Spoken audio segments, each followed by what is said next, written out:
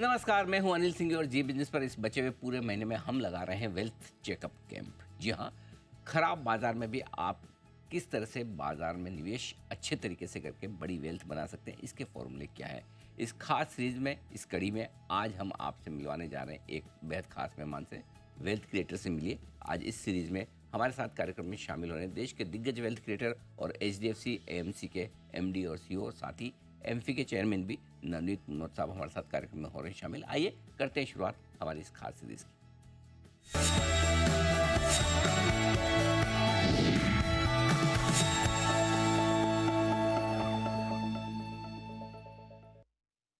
नवनीत जी, good morning, बहुत बहुत स्वागत है आपका। धन्यवाद समय देने के लिए।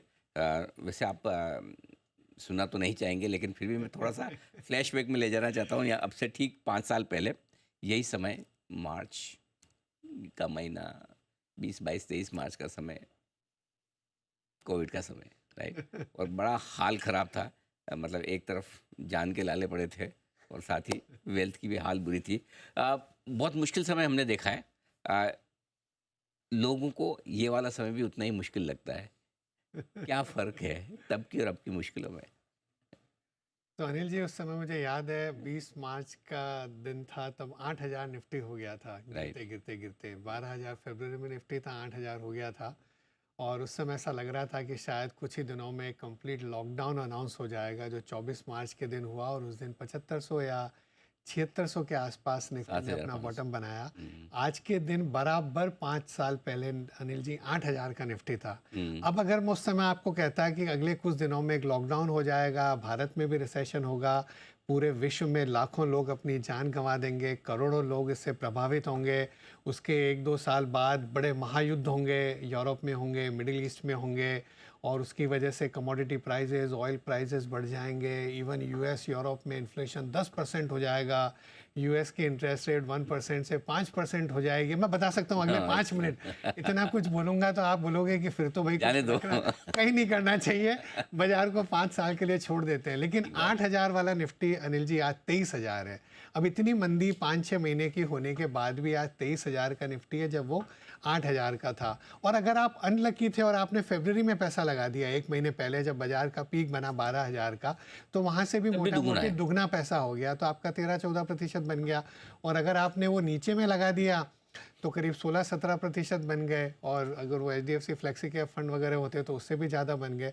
5 साल में मिड एंड स्मॉल कैप देखोगे तो अनिल जी करीब करीब वहाँ से मार्च के बॉटम से मोटा मोटी 25% पर एनम के रिटर्न है। करेक्ट। तो वो जब इतना ऐसा समय होता है जब आपको सामने घनघोर अंधेरा दिख रहा है, जहाँ पर आपको ज़बरदस्त एक अनिश्चितता का माहौल दिख रहा है, जहाँ पर आपको सारे समाचार बड़े ही नेगेटिव और निराशाजनक दिख रहे हैं, तभी भाव अच्छा मिलता है, तभी भाव अच्छा मिलता है, बिल्कुल सी बात। क्योंकि उसी समय पर आपको एक बार्गेन्स मिल जाते हैं। लेकिन तब भावनाएं ऐसी होती है। तब भावना आपकी ऐसी होती है, और उसी जिसको कहते हैं कि बाजार में ग्रीड और फियर, उसको कंट्रोल कर लेना। अभी साल भर पहले किसी को कोई फियर ही नहीं था, कुछ लग ही नहीं रहा था कि कहीं स्लो डाउन हो सकता है, अर्निंग्स में कोई डिसअपॉइंटमेंट आ सकता है, कि बाजार में कोई नेगेटिव न्यूज़ आ सकती है।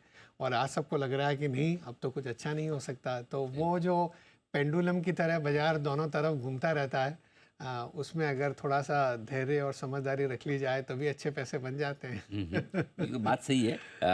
वही मुश्किल काम है और इसलिए वो जो धैर्य रखने के लिए साहस चाहिए, उसके लिए हम आपको बुलाते हैं, जानते भी हैं कि हाँ। आप रोज बनाते हैं अनिल जी, तो आपको भी बहुत बहुत धन्यवाद और साधुवाद। एक चीज़ जो अच्छी हुई है कोविड के वक्त, सारी ख़राब चीज़ों में अगर कोई एक चीज़ अच्छी हुई तो वो ये कि हिंदुस्तान में करोड़ों नए निवेशक आए, बिल्कुल। राइट। और जिन्होंने पहली बार समझा कि वाकई में शेयर बाज़ार एक ऐसी जगह जहाँ से बड़ी वेल्थ बन सकती है। ये उन्होंने 4-5 साल में अनुभव किया, लेकिन 4-5 महीनों में अनुभव थोड़ा बदलता हुआ दिख रहा है। ये लग रहा है कि अरे, इसमें इतने बड़े पैसे टूट भी सकते हैं। तो ये फर्स्ट टाइम इन्वेस्टर्स जिन्होंने एक तरफा तेज़ी भी देखी और पहली बार मंदी देखी, उन्हें इस तरह के माहौल को कैसे हैंडल करना चाहिए? अनिल जी, आपके प्रयासों से, हमारी इंडस्ट्री के प्रयासों से, हमारे सभी डिस्ट्रीब्यूटर्स और एडवाइज़र्स के प्रयासों से एक अच्छी चीज़ हुई है। अगर आपने एसआईपी का नंबर देखा है फरवरी का, तो फरवरी में 28 दिन थे, जनवरी में 31 दिन थे, तो 3 दिन का वैसे ही फ़र्क है। एसआईपी ट्रिगर होने के लिए दिन कम है और एक छुट्टी भी आ गई थी फरवरी में। तो अगर आप एडजस्ट करोगे, तो अगर 26,400 का नंबर था 26,400 करोड़ का जनवरी में, तो ये नंबर मोटा-मोटी 23,000 के आसपास आना चाहिए था। लेकिन तो करीब-करीब वापस 26,000 करोड़ के आसपास आ गया। तो मुझे लगता है कि अब जो नए निवेशक आए हैं, मुझे लगता है कि लोग अंडर एस्टिमेट कर रहे हैं इनको, इनकी रेजिलियंस को, इनकी समझदारी को और इनकी जो एक मैं कहूँगा कि धारणा है कि हम लंबे समय के लिए पैसा लगाएँगे, नियमितता से लगाएँगे, अनुशासन से लगाएँगे, तो ही अच्छे पैसे बनेंगे। बाज़ार में उतार-चढ़ाव आते रहेंगे।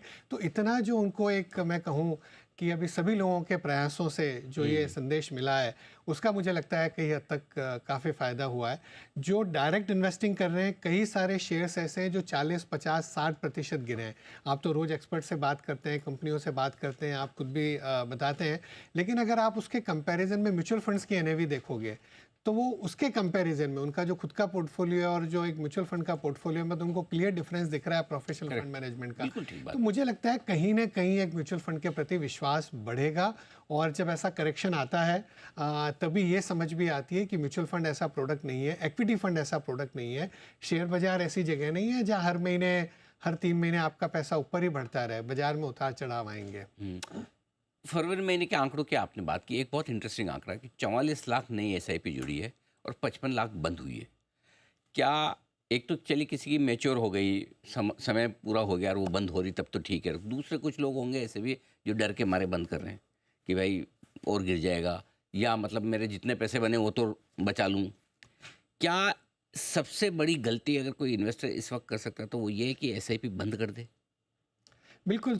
कोई ऐसे भी हो सकते हैं, कोई एक फंड में बंद करी और दूसरे फंड में चालू कर दी। कोई 3 फंड में चल रही थी, उसकी जगह अब 2 फंड में उन्होंने कर लिया। कोई एनएफओ आया था, कोई सेक्टर बट फंड बंद था, करके उसने निकल लिया। जाना कि भाई पूरे बंद करके निकल जाना बिल्कुल भी नहीं है, बिकॉज़ एसआईपी का कायदा यही है। एसआईपी आप इसीलिए कर रहे हैं कि आप बाज़ार के उतार-चढ़ाव का फ़ायदा उठाएँ, उससे घबराएँ नहीं। जब बाज़ार नीचे है, तो आपको यूनिट ज़्यादा मिल रही है। आप खुद अपने स्टेटमेंट में देख सकते हैं कि आपकी 5,000 रुपये महीने की एसआईपी है, जैसे-जैसे बाज़ार नीचे जा रहा है, तो ज़्यादा यूनिट क्रिएट हो रही है। जब बाज़ार वापस बढ़ेगा कोई ना कोई समय पर, तो आपको उसमें ज़्यादा फ़ायदा होगा। और अगर नीचे के बाज़ार का आपने फ़ायदा नहीं उठाया, अनिल जी एक बात समझिए, आप फरवरी 2020 में जब बाज़ार ऊपर था, आपने एसआईपी चालू करी और जब मार्च, अप्रैल, मई में जब नीचे के भावों में आपको माल मिलना चाहिए था, अगर आपने अपनी एसआईपी बंद रख दी, तो फिर आपके रिटर्न ही इतने अच्छे नहीं हुए। मुझे लगता है कि ऐसे समय होते हैं जब बाज़ार अगर थोड़ा और गिर जाए, तो थोड़ा टॉपअप भी करिए। अगर और आपकी बढ़ानी चाहिए। इनकम बढ़ रही है, अगर आपको अप्रैल, मई, जून में आपकी कंपनी ने अच्छा किया और अगर आपको बोनस का समय मिल रहा है, तो उसको आप अपनी एसआईपी को बढ़ाइए थोड़ा पैसा। तो बंद करने का समय नहीं है, एसआईपी जारी रखने का समय है। और अगर आपकी ताकत है, पैसा है, तो एसआईपी बढ़ाने का समय है, न कि घटाने का। और अपने रिस्क को पूरा समझिए। हाँ। ऐसा नहीं है कि आपने पूरा 100% पैसा इक्विटी बाजार में लगा दिया और बिना सोचे कि बाजार कभी नीचे भी जा सकता है, बाजार में उतार घटाव तो होंगे ही। तो अगर आपने ऐसा कर दिया है और आप भूल गए कि थोड़ा फिक्स इनकम या लिक्विड में भी पैसा होना चाहिए था, तो वहाँ थोड़ा वहाँ डाल दीजिए। असेट एलोकेशन का अगर आपने ध्यान रखा है और अगर आपने बराबर से अपनी प्लानिंग करी है, तो फिर घबराने की ज़रूरत नहीं है। ठीक बात है। तो ये आपके लिए राय है कि आप प्रॉपर अपनी रिस्क मैनेजमेंट को ध्यान रखें। अब आइए, यहाँ से एक रीज़न तो सीधा समझ में आता है कि हम अच्छे गिर गए, बढ़िया करेक्शन हो गया, थोड़ा भाव वाव ठीक हो गए, जो अनाप शनाप चल रहे थे। लेकिन खाली उससे तो बात नहीं बनेगी, तेज़ी के कुछ तो कारण होने चाहिए। हमारे बाज़ार अब यहाँ से चलेंगे, बढ़ेंगे तो क्यों? क्या कारण है? आपको क्यों लगता है कि हमारे बाज़ार बढ़ने चाहिए? तो बाजार में रिटर्न अनिल जी, शायद मैंने पिछले साल भी कहा कि 3 सोर्सेज से आता है। आपका शेयर का भाव क्यों बढ़ता है? कंपनी की अर्निंग बढ़ती है, दूसरा कंपनी आपको डिविडेंड दे देती है और तीसरा उसका पी रेशो चेंज हो जाता है, वैल्यूएशन ऊपर या नीचे चले जाते हैं। तो लंबे समय में कंपनियों के मुनाफे बढ़ेंगे। 2 क्वार्टर ऐसे थे जब थोड़ा सा जो जितनी अपेक्षा थी उस अपेक्षा से रिजल्ट्स नीचे आए, लेकिन अल्टीमेटली अगर भारत की इकोनॉमी वापस थोड़ी ग्रोथ की दर पकड़ती है, रिजर्व बैंक ने ब्याज की दरें कम करी है, रिजर्व बैंक बाजार में और लिक्विडिटी बढ़ा रहा है, धीरे धीरे जब क्रेडिट ग्रोथ बढ़ेगी, लिक्विडिटी बाजार में बढ़ेगी, तो उसका एक अच्छा सकारात्मक जो है आपको वो रिजल्ट मिलेगा। सरकार ने जो भी मध्यम वर्ग के लिए टैक्स में रियायत दी है, सरकार जो अपना कैपेक्स पर काम जारी रख रही है, पिछले साल एग्जीक्यूशन कम हो गया, इस साल जब जोर से एग्जीक्यूशन होएगा तो इन्वेस्टमेंट में भी और कंजम्पशन में भी दोनों में फ़ायदा होगा। और एक विश्व में जो एक बड़ा अनिश्चितता का माहौल 3-4 महीने से था अमेरिका के चुनावों को लेकर, अब धीरे धीरे एक ऐसा समय आएगा जब लोग बाग उसको रोज पढ़ना शायद थोड़ा कम कर देंगे। अभी तक तो हर सुबह आप अखबार पढ़ाते हो कि आज यहाँ टैरिफ लग गया, आज यहाँ ये हो गया, पर वो लंबे समय तक नहीं चलेगा। एक समय ऐसा होगा जब आप उसको पढ़ना थोड़ा सा कम कर देंगे और उसका इतना प्रभाव नहीं होगा जितना आपको डर लग रहा था। और भारत को मुझे लग रहा है कि कहीं ना कहीं उससे फ़ायदा ही होना है, नुकसान नहीं होना है। तो कई ऐसे कारण हैं जिनकी वजह से ये करेक्शन हुआ। उसमें सबसे बड़ा था वैल्यूएशंस बहुत बढ़ गए थे। अगर वैल्यूएशंस करेक्ट हो गए, इकोनॉमी की ग्रोथ में थोड़ी सी दर बढ़ने लग गई, कंपनियों के मुनाफे जो कम दर से बढ़े पिछले 2 क्वार्टर में वापस थोड़ी सी गति पकड़े, तो बाजार धीरे धीरे वापस बढ़ना चाहिए। आपके नेतृत्व में आपकी इंडस्ट्री बहुत अच्छी तरीके से ग्रो कर रही है। Mutual fund industry 65 lakh crore की हो चुकी है और पहली बार हमें लगा कि हमारी भी अपनी ताकत है। एफआईज आओ, जितना बेचना है बेच दो, हम खरीदने के तैयार हैं। लेकिन अभी भी मन में डर बहुत है, ये बेचे जा रहे हैं, अभी तो इतना ही बेचा है, इतने शेयर इनके पास और हैं, तो वो जो डर निकल नहीं रहा लोगों को। सब ये इंतज़ार करें कि एक बार ये बेचना बंद करें तो फिर पैसा लगाए। तो ये एफआईज की बिकवाली का डर कितना बड़ा है, कब खत्म होगा? पर बाजार में सौदा होने के लिए खरीदार चाहिए और एक बेचवाल चाहिए।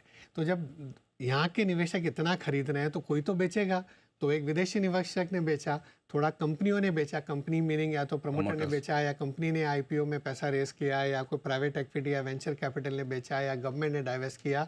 कुछ भी समझ लीजिए, 2 जगह से सप्लाई आई और डिमांड आई यहाँ के हमारे रिटेल इन्वेस्टर्स की, डोमेस्टिक इन्वेस्टर्स की।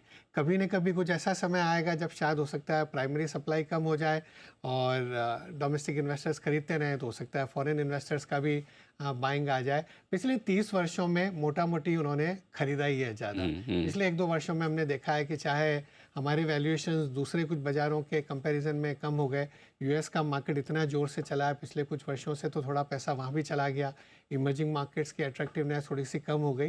पर एक कोई ऐसा समय वापस आएगा कि भाई भारत के लॉन्ग टर्म फंडामेंटल्स में तो कोई परिवर्तन हुआ नहीं है। जब एक बार वैल्यूएशंस रीजनेबल हो गए तो विदेशी निवेशक भी कभी ना कभी वापस लौटेंगे। और दूसरी चीज़ जो लौटने की उम्मीद कर रहे हैं वो कंपनियों की कमाई थोड़ी जो धीमी पड़ी थी। बिल्कुल, वो सबसे बड़ा है। जो मैंने कहा कि अल्टीमेटली स्टॉक भाव कहाँ से चलता है, कंपनियों के मुनाफे बढ़ते हैं, कंपनियों की वैल्यू बढ़ती है तो उनका वैल्यू बाजार में बढ़ती रहती है।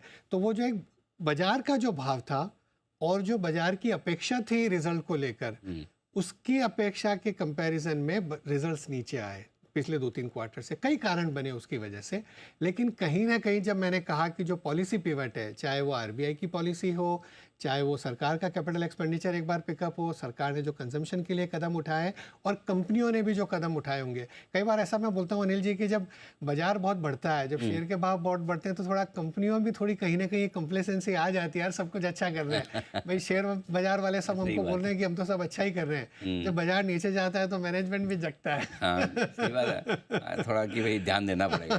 फंड रेजिंग इतनी आसान नहीं होती, सारी चीज़ें कई बार एक्सपेंशन प्लान वगैरह थोड़े से पर एक ध्यान रखना होगा कि बाजार में जैसे जैसे ऊंचाई आएगी, कोई भी कारण से जब भी कारण बनेंगे, तो एक प्राइमरी सप्लाई भी जारी रहेगी। वो लॉन्ग रन में अच्छा भी है क्योंकि यूनिवर्स एक्सपैंड हो रहा है। इतनी सारी कंपनियां जिनको भी लिस्ट होना है, इतनी सारी कंपनियां जिनको और पैसा रेस करना है, कई सारी जो विदेश की कंपनियां हैं जो भारत में अब आईपीओ करना चाहती है या भारत में फंड रेस करना चाहती है, तो बाजार में एक सप्लाई भी बनी रहेगी। तो ऐसी मुझे लगता है कि कोई बहुत भयंकर ऐसी तेजी जब भी अगर आ गई तो आप देखोगे कि बहुत भयंकर प्राइमरी मार्केट में भी सप्लाई आ गई। तो ऐसा नहीं हो पाएगा। तो पहले जैसे लोग सोचते थे कि गिरे और वी शेप रिकवरी एकदम, मतलब ऐसा वी शेप में क्या नहीं होगा, होगा। कभी वी शेप हो सकता है, पर वो क्या होगा कि वहीं पर सप्लाई भी आती चली जाएगी। तो अच्छा है क्योंकि आपके पास जो एक इन्वेस्टेबल यूनिवर्स है वो बढ़ता रहता है और उसमें फिर आप इंडिविजुअल कंपनीज में अपने मौके ढूंढिए, अच्छे मौके उसके अंदर आप ढूंढिए। तो जब निफ्टी 25,000 26,000 का चला करता था, जब हमने साल की शुरुआत में भी इंटरव्यू किया, आपने हमेशा कहा कि अब यहाँ पर रिस्क ज़्यादा है। वैल्यूएशंस की बात अपन ने पिछले 1 वर्ष में बहुत बार करी। हमारा एक डिफेंस फंड था जिसने बहुत अच्छा रिटर्न दिया। हमने करीब करीब मेरे ख्याल में 10 महीने 12 महीने हो गए होंगे, हमने पूरा बंदी कर दिया। ओपन एंडेड फंड है लेकिन हमने पैसा लेना पैसा बंद नहीं कर ले दिया। रहे हम। क्योंकि इन्वेस्टर को लग रहा था कि यार ये तो 100% रिटर्न देने वाला फंड है। मैंने कहा कैसे होगा, अगर हर बार हर साल ऐसे रिटर्न थोड़ी आता है। एब्सोल्युटली। तो अब क्योंकि जिस सिचुएशन में हम हैं, आपको क्या लगता है कि इन्वेस्टर्स को अब भी रिटर्न एक्सपेक्टेशन कम ही रखनी चाहिए, या चूंकि अब अच्छा करेक्शन हो गया 10-15% का, तो अब थोड़ी उम्मीद वापस बढ़ा लें? आशाएं कम रखते हैं तो जीवन में खुशी निराशा बहुत कम रहती होती है, है। निराशा कम होती है। तो ऐसा नहीं कि भारत में तो आशावादी रहना चाहिए, क्योंकि पिछले 30-40 वर्ष का इतिहास है, बाजारों ने अच्छा किया है। 100 वाला सेंसेक्स आज कहाँ है अनिल जी? मैं तो रोज इतना देखता नहीं हूँ। 74,000 के हाँ, आसपास करीब 75,000। वहाँ पे समझे, तो 700 गुना हो गया है इतने वर्षों में। तो भारत में अर्थव्यवस्था बढ़ती रहेगी। बाजारों की अल्टीमेट लॉन्ग टर्म ट्रेंड बिल्कुल इंटैक्ट है, बट उसके बीच में जो ये उतार चढ़ाव है वो आते रहेंगे। और अगर अपनी एक्सपेक्टेशन अगर रीजनेबल है तो देन आपको कोई घबराने की जरूरत नहीं है। बिल्कुल ठीक बात है। इकोनॉमी लॉन्ग टर्म में मजबूत है। अब आइए निवेश के लिहाज से समझें, क्या सही स्ट्रेटजी है इस वक्त निवेश की? इतने बढ़िया करेक्शन के बाद इक्विटी ही प्रीफर करें, या फिर एक प्रॉपर एसेट एलोकेशन हो? क्योंकि एक तरफ गोल्ड लाइफ हाई पर है, ठीक है, हमारे हिंदुस्तान में किस्मत अच्छी चल रही है, इक्विटी में नहीं तो गोल्ड में तो पैसा बन गया है। सो किस तरह का एसेट एलोकेशन इस वक्त होना ये चाहिए? बिल्कुल सही बताया आपने। सोचा है गोल्ड में भी ETF के जरिए, गोल्ड फंड के जरिए आपने कुछ पैसा रखा, कुछ पैसा अपना इक्विटी फंड्स में रखा, कुछ पैसा आपने अपना फिक्स इनकम फंड में रखा। और निवेशक एक गलती हो जाती है कहीं ना कहीं कि आप पिछले कुछ समय का रिटर्न देखते हो और लगता है कि यही एसेट क्लास सबसे अच्छी है। आज शायद लोगों को लग रहा होगा गोल्ड में पूरा लगा देना चाहिए, तो पिछले 1 साल 3 साल का रिटर्न देखोगे तो गोल्ड का सबसे अच्छा है। पर ऐसा नहीं होगा, बिकॉज गोल्ड पड़ा है, कंपनी के मुनाफे बढ़ रहे हैं हर साल, तो उसमें कैश फ्लो आ रहा है, तो उसका रिटर्न बढ़ेगा। गोल्ड तो तब बढ़ेगा कि अगले वाला आदमी आपसे ज़्यादा भाव दे करके खरीद ले। गोल्ड तो कुछ कमा नहीं रहा है वहाँ पर कई कारण बने, जो दुनिया में जियोपॉलिटिकल रिस्क है, जो यूएस की पॉलिसीज़ हैं, कई तरह के लोगों को डर है, तो उसकी वजह से गोल्ड का भाव बढ़ रहा है। लेकिन हमने कई साइकिल्स देखे हैं जब कई वर्षों तक गोल्ड ने भी रिटर्न नहीं दिया, कुछ वर्षों में अच्छा रिटर्न दिया। इसीलिए ये ज़रूरी है कि सारी एसेट क्लास रखें। और जब शेयर बाजार इतना अच्छा चल रहा था 5 साल, तो लोग फिक्स इनकम को तो भूल ही गए। जब हम लोगों को कहते थे कि उसको भी देखो, आपको 7-7.5% की 10 साल का बॉन्ड था, अभी भी 665 है 10 ईयर यील्ड। आरबीआई तो ब्याज की दरें कम कर ही रही है, लिक्विडिटी भी बढ़ा रही है, लेकिन लोग बोले अरे 20% का रिटर्न हुआ है, 7% वाली चीज़ क्यों दिखा रहे हो? पर हम तो यही कहते थे कि भाई पैसा अपना सब जगह होना चाहिए। बिल्कुल हाँ, अगर एक डाइवर्सिफाइड पोर्टफोलियो होता तो आज आपका डेट और गोल्ड बिल्कुल संभाल लेता डेट पोर्टफोलियो। के फंड्स अच्छे हैं क्योंकि वो उनमें ब्याज की दरें कम हो गई, तो उनकी एनएवी बढ़ती है उसके हिसाब से, और गोल्ड ने अच्छा रिटर्न दे दिया। तो ये साइकिल चलते रहते हैं। तो डाइवर्सिफाइड अगर पोर्टफोलियो रखें और रिस्क मैनेजमेंट को ध्यान रखें तो फिर घबराने की जरूरत नहीं। क्योंकि आप फिक्स इनकम डेट पर भी बड़ी गहरी पकड़ रखते हैं, तो मैं एक चीज़ ये जानना चाहता हूँ, कुछ लोग इस तरह के माहौल में डर भी लगता है, रिस्क कम भी लेना चाहते हैं, लेकिन क्या उनके लिए fix income investment, debt investment अभी काफ़ी अच्छे हैं तो किस तरह के म्यूचुअल फंड उनके लिए ज़्यादा सही हो सकते हैं? सो डिपेंड करता है अनिल जी, कितने समय के लिए आप लगा रहे हैं। अगर आप 2-3-4 साल के लिए पैसा लगा रहे हैं तो कोई भी शॉर्ट टर्म फंड में, कॉर्पोरेट बॉन्ड फंड में वगैरह लगा सकते हैं। और ये अगर लंबे समय का आपका एलोकेशन है कि थोड़ा पैसा मेरे को डेट में रखना है, तो जो लॉन्ग टर्म बॉन्ड फंड हैं जहाँ पर हम लंबे समय की 10 साल 20 साल 30 साल की गवर्नमेंट बॉन्ड्स या उस तरह की सिक्योरिटीज़ रखते हैं, उनको भी देखा जा सकता है। एक दूसरा तरीका होता है फिक्स इनकम एक्सपोजर लेने का, वो है हाइब्रिड फंड्स। जो एग्रेसिव इक्विटी फंड है या जो हाइब्रिड इक्विटी फंड है, उसमें करीब करीब मोटा मोटी 65% इक्विटी होता है, बाकी का 30-35% आपका फिक्स इनकम में लग जाता है। या अगर आप जो बैलेंस एडवांटेज फंड है जहाँ पे मोटा मोटी आधा पैसा इक्विटी में और आधा आर्बिट्राज और फिक्स इनकम में रहता है, तो आप हाइब्रिड फंड के जरिए भी फिक्स इनकम में एक्सपोजर ले सकते हैं, और या आप डायरेक्टली फिक्स इनकम फंड में भी पैसा लगा सकते हैं। तो ये एक अच्छा ऑप्शन है, और उसमें टैक्सेशन का बेनिफिट भी आपको इक्विटी का मिल जाता है, तो थोड़ा बेहतर है। अब इक्विटी की बात करते हुए क्या पसंद है आपको? क्या लगता है कि अब, क्योंकि हर बार हम ये सुनते हैं कि भाई जब भी तेज़ी बनेगी, कुछ स्टॉक्स ऐसे होंगे जिनके भाव कभी लाइफ में वापस नहीं आएंगे और कुछ लीडर नए भी बनेंगे। क्या आपको लगता है अब वापस से हिंदुस्तान में जो एक नया बुल रन शुरू होगा उसमें लीडरशिप कहाँ से आएगी? एक भारत में रहने का एज ए स्टॉक पिकर ये फ़ायदा है कि आपके पास एक बड़ा यूनिवर्स है।